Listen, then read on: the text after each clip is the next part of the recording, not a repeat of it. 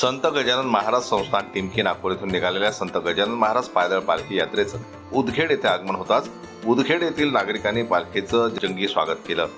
गेल्या 20 ते 21 वर्षापासून ही परंपरा असल्याचं यावेळी हरिभक्त परायण सनतकुमार गुप्ता यांनी पायदळ पालखी यात्रेबाबत माहिती देताना सांगितलं। श्री संत गजानन महाराज यांची पायदळ पालखी यात्रा नागपूरवरून निघालेली आहे। आज उदखेड या ठिकाणी त्या पालखी यात्रेचं आगमन झालं। उदखेड येथील नागरिकांनी पालखी यात्रेचं मनपूर्वक स्वागत केलं।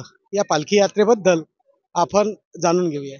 गजानन महाराजांची ही पालखी यात्रा संत गजानन महाराज सेवा समिती टिमकी नागपूर च्या माध्यमातून टिमकीमधून दरवर्षी निघते। हा 21वा वर्ष आहे आणि श्रावण प्रतिपदेला ही पालखी निघाली। आज 8वा दिवस आहे।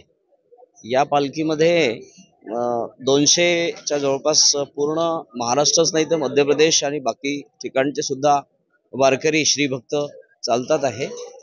वारीसोबत विशेष शाही वारी आहे। बाबांचा राजकीय मान, बाबांना आवडणारी शिस्त आणि सेवा या भावनेतून ही वारी भक्तांचा मनोरथ पूर्ण करता करता रक्षाबंधनच्या 2 दिवसाआधी पोहोचेल आणि महालक्ष्मी जगदंबा माता कोराडीची राखी रक्षाबंधनला देवाला बाबांना गजानन महाराजांना अर्पण करून ही पालखी परत निघणार आहे।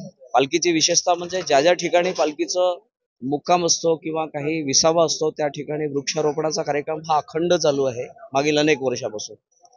यासोबतच अनेक उपक्रम या पालखीसोबत चालत असतात। जय गजानन। या पालखी यात्रेमध्ये किती भक्त मंडळींचा सहभाग आहे? एक 200 भक्त आहेत।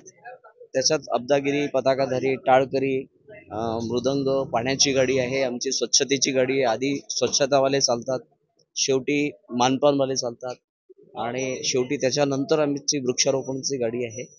एकूण 200 वारकरी आहेत। पालखी यात्रेसोबतच मुक्कामाच्या ठिकाणी वृक्ष लागवड करण्याचा उपक्रम देखील या पालखी यात्रेच्या माध्यमातून केला जात असल्याचं सांगण्यात आलं। जनरल न्यूज करता मोर्शीहून सोमेश्वर शहाणे यांची रिपोर्ट।